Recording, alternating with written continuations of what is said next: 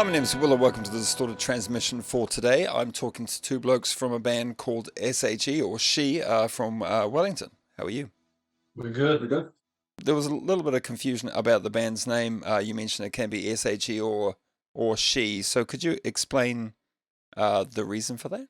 Well, initially when we came up with our initial name, it was Spectres Haunting Europe, which is a reference to the first line of the Communist Manifesto.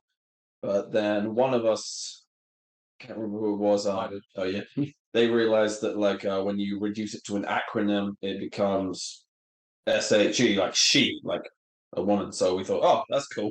Yeah, If somebody was going to mention your band name, which would you think is the most appropriate? she. Yeah. She.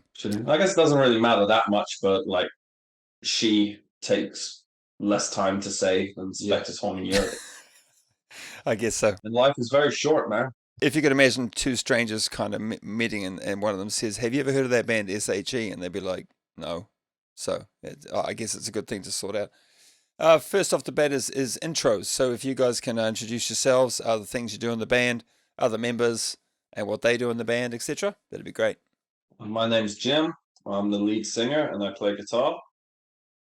I'm Ben. I'm the lead guitarist and also do backup vocals. And our drummer Fraser is not here, but he plays the drums, obviously, and runs the electronics. Is So it, sorry, carry on. we get the bass sound of our part of our sound through the synth, as well as other sort of parts of the music. But like the idea that I sort of played is lead guitar and let the low end be held out by the bass rather than using the bass guitarist was something that we kind of thought, that would make us obviously something different to any other rock bands that you'd find on the scene. So we kind of thought that would be a really cool kind of point of difference just from the very setup.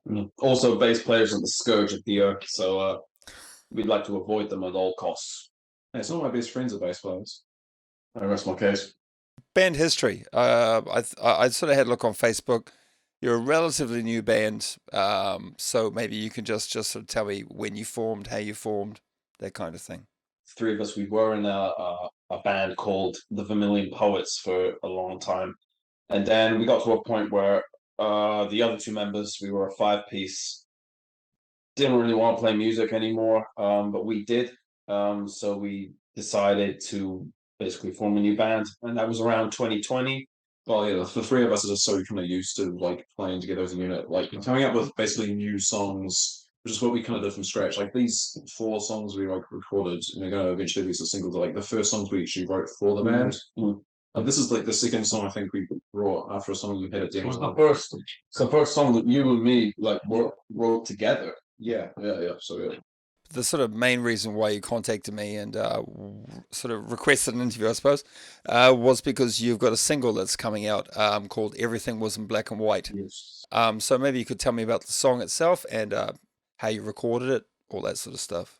We recorded it a bunch of different places. It's been a very long, drawn-out process. We recorded the drums at Massey University. We recorded most of the guitars at our drummer Fraser's house, and I recorded my vocals at Apollo Music Studios with Jake Stokes, and we got it all mixed by Jake Stokes as well.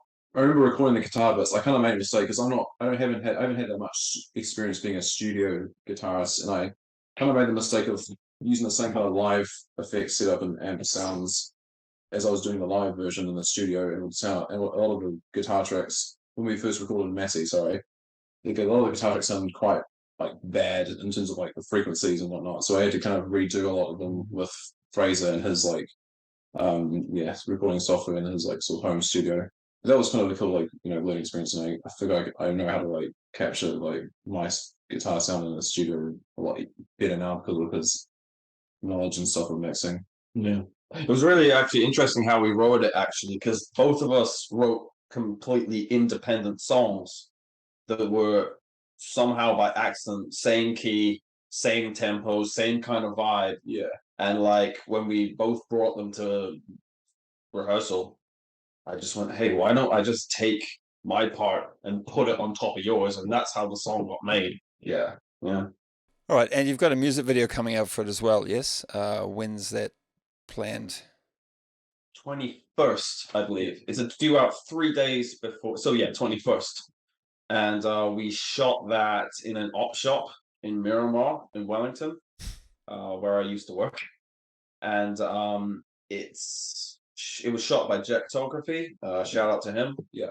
And it features us presenting as both like male and masculine, and also as female, and it kind of cuts very quickly in between the two. So I'm like in full drag for it.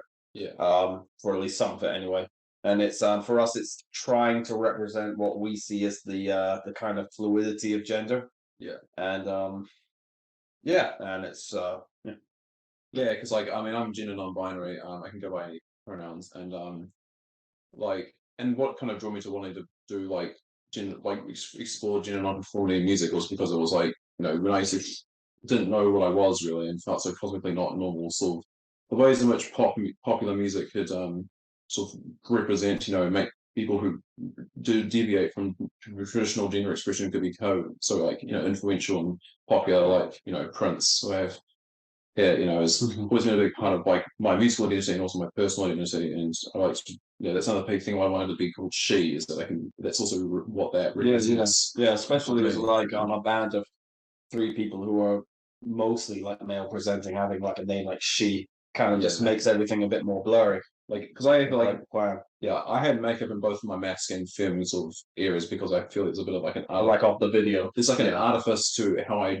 feel and how I feel presenting like those sort of archetypes of gender in a way. So I want to have fun with that, you know. Yeah. It was quite an eclectic mix of genres. Like you've got synths that give it an almost sort of a mid-80s vibe, something akin to a modern production on sort of a band like Flock of Seagulls, which of course you hadn't really heard of. But yeah, I'll add a little snippet of it here to sort of illustrate for the younger viewers.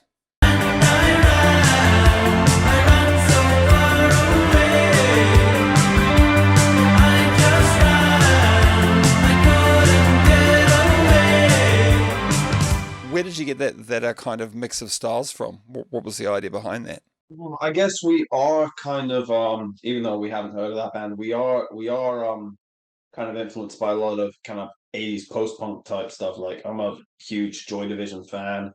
Like fan of bands like Killing Joke and stuff like that use a lot of like electronics mixed with kind of like a like traditional rock stuff. I was actually also going to mention Killing Joke, but I thought it would be the same as Flock of Seagulls. You might know who that is either, but okay, yeah. Love Killing Joke. And also, I guess because like we don't have like a bass player or anything, and we're just playing to like a pre-recorded track. We might as well have some cool stuff going on there anyway. You know, Sure. Yeah. like we might as well. My guitar playing's always been rooted in like effects and creating weird sounds and textures and stuff like just like altering the sound. Like I've always found like I've always kind of worked like electric guitar like I'm using it like a synthesizer anyway. It's like you know, it's part of that same lineage of electrifying instruments. And I kind of figure that like, you know, as much as we do have like influences like from like 80s post punk anyway, but I want like yeah, it's like it's trying to kind of we wanted to kind of create a sound that we could feel like it's new to us. Like Yeah, that's the other thing. Yeah. Like yeah.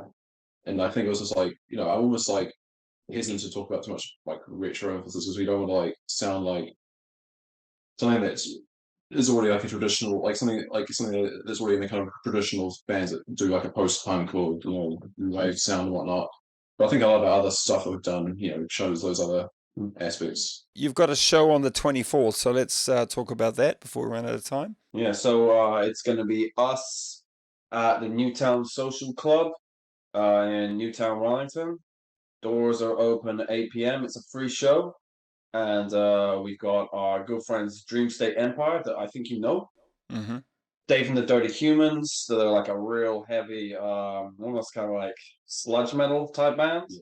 And then we've got this band called Happy 2 with this really awesome singer who's almost kind of got like Jeff Buckley vibes. And yeah, should be a good night. Going forwards, do you have any plans beyond the music video for later this year or early next year, or are you still sort of up in the air about that? Yeah, I mean, we have a couple of other singles already recorded that we're gonna put out eventually, and we'll have music videos for them as well. Yeah. And we'll basically just do exactly what we're doing with this song with those. The very last thing to do in all interviews is to ask the band, is there anything else that you'd like to add? If you've made it this far in the video, thank you for watching, and we will be at the Newtown Social Club on the 24th of September at 8 p.m. Please come down. It will be incredibly epic. Awesome. If you like the sound of our music, well, you're going to catch up our video on the 21st of September. The cacophony of drag, fury, and synth, and noisy guitars. And we'll hope you enjoy it very much. All right. Well, thanks very much for chatting with me tonight, and best of luck with the single release, the video, the show, and all those good things. And yeah, I'll keep an eye out. Maybe I'll see your band on Facebook somewhere in a group or that kind of thing. So yeah, cheers. All the best. Yeah. Nice to meet you. Nice to meet you too. And thank you so much for your work. It's great. Thanks for having us. Love you. And thanks for watching.